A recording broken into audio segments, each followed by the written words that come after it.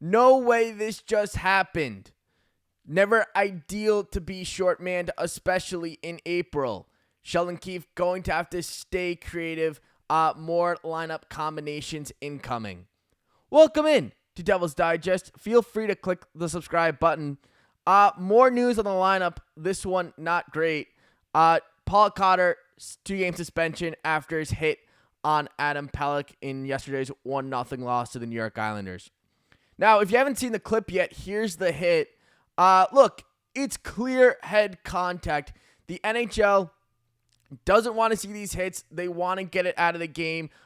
Whenever, you see a head contact hit, there's always a chance of a suspension. Cotter received a match penalty, 5 minutes. You knew that this was a possibility, coming out today. I mean, we heard last night that he was going to have a hearing, and I mean, this is what they decide, 2 games. Here's the full explanation from player safety. If you want to go ahead and pause the video and go read it. Basically, to kind of sum it up, head was the main point of contact. It was avoidable. The type of, angle that Paul Cotter hit him at. They don't want to see those type of hits. And, he pushes off with his left leg. So that's kind of where the NHL player safety is at with it. They don't want to see these type of hits. And obviously, Cotter does make head contact and he does leave his feet. So the NHL, takes care of it from that point of view. Looking at it though, obviously Paul Cotter, not a dirty player. You can see right there, 217 games. He's never been suspended before. I don't think there was intention to injure here. Him and Adam Pelech have no history together. So I don't think this is a play where, he's going out there and he's wanting to, kind of maybe make a play that, shouldn't be made. I mean, you saw right after he made the hit, he tried to go over and apologize to Adam Pelech. There's players maybe didn't want that. They wanted, maybe to get at him. There was no fight after the hit. But all in all, I don't think this is, a player where, now you're looking at Paul Cotter and going, oh, well, he's a reputation. He's a dirty player. No, none of that. I mean, we all know that Paul Cotter likes to play, a physical style of hockey. I mean, you can go ahead and look. He leads the team in hits by far. I mean, he's the only player over 200 hits on the Devils. 245. He's clearly their most physical player. I mean, go ahead and take a look at, the full body of work on this season. I mean, 79 games. He's been reliant. He's been healthy. 16 goals, 6 assists. Nice stat there on the goals. I mean, you definitely like to see that his goals went up from last season. He's been able to be effective. 13 minutes on ice time. So, obviously, a fourth-line role player for this team. Has came in giving the Devils a little bit more physicality. And, I mean, we look back to the offseason and this Devils team and the Devils team last year. It was clear Tom Fitzgerald is coming in this season with a more physical team, with a team that played more of a playoff brand of style of hockey. He wanted to be more physical on the back end. He wanted to make it tougher on teams' top lines with his bottom 6 being a little bit more physical, getting hits, finishing their checks. Maybe the past couple years, the Devils didn't do that. Even when they, made the playoffs, had 52 wins, 100-point season, even that team wasn't necessarily the most physical. I mean, you saw games 1 and 2 against the New York Rangers. The Devils almost were trying to get away from their identity, be a little bit more physical with the Rangers. And you know what? All of a sudden, they changed that. And then we all know what happened the rest of that series. This year, they have the players to play both styles. I mean, it kind of reminds me of those, New York Islander teams that went to the conference final. Really physical team, veteran leadership. Just this Devils team, a little bit more dynamic, a little bit more star power. They can play both sides of it. They can be physical. They can score. They can set up. That's the type of players that Tom Fitzgerald has brought in. Now, obviously, Paul Cotter was brought in for this time of year. I mean, there are those players where you care a little bit less about what they do in the regular season so you can get them in the months of April, May, hopefully June. Like, you look at players like Palat and Cotter, Tatar, Haula. The reason these players are brought in is for their playoffs, is for their play in April, May, June. You need to be a physical team in the playoffs. I mean, Carolina, game 1, that's going to be a physical game. The most physical round, most physical time in the NHL is round 1. It's more physical than round 2, 3, 4, Stanley Cup final. It's the most physical round.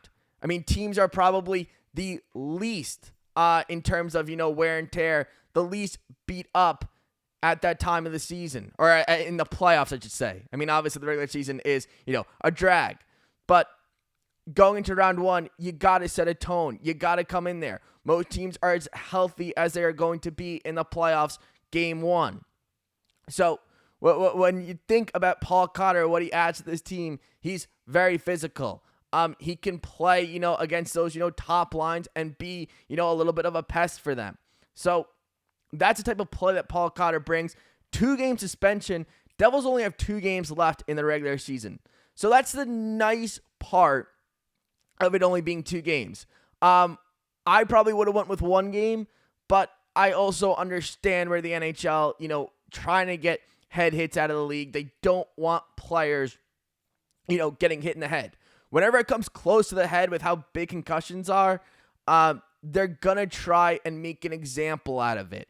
And luckily enough, it's not an example where he's going to miss playoff time. Because like I said, that's why they got Paul Cotter. You get a player like Paul Cotter, a physical player, for the playoffs, for April, for May, hopefully June.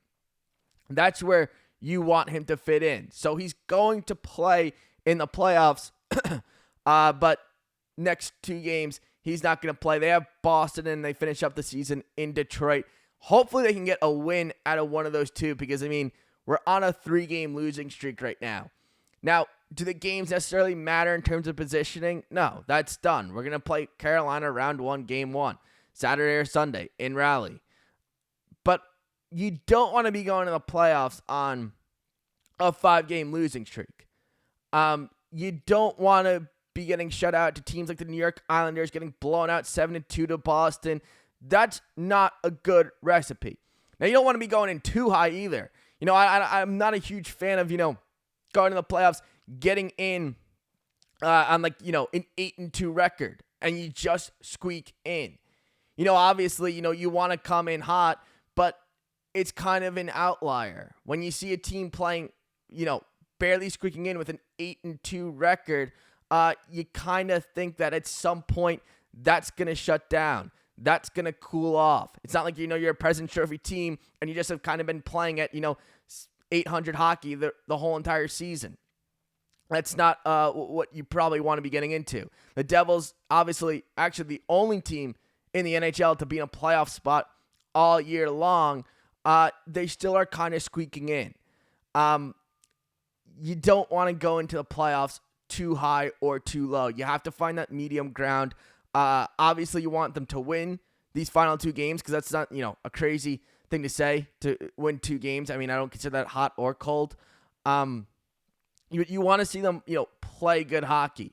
Cotter out of the lineup now. You want to rest players. Who's resting? Who's coming in?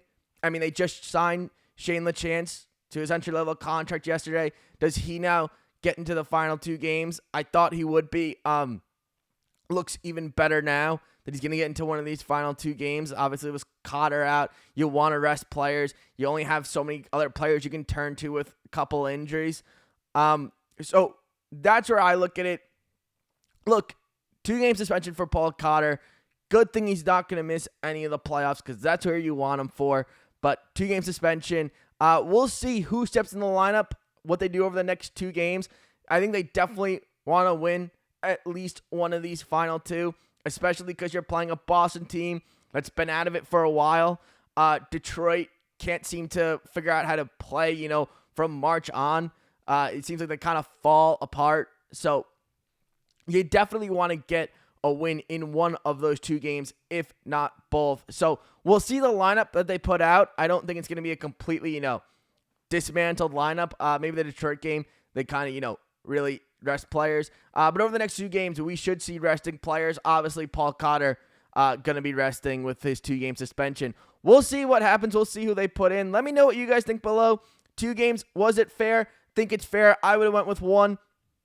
But I definitely understand NHL players' safety in terms of, you don't want to see these head hits, and when they're avoidable, and when the direct contact is to the head, even though he didn't so much follow through with it, they're going to try and make some type of example out of that. 2 games for Paul Cotter. I think it's fair. I would have went 1. Let me know down below. Do you guys think 2 was fair? Do you guys think, would you have seen more or seen less? Are you happy with 2? Let me know down below, and I'll see you guys real soon. Hopefully you guys click the subscribe button, as we'll be getting more playoff action coming out here, more content coming out on that. Let me know, guys, and I'll see you guys really soon. All right, take care, guys.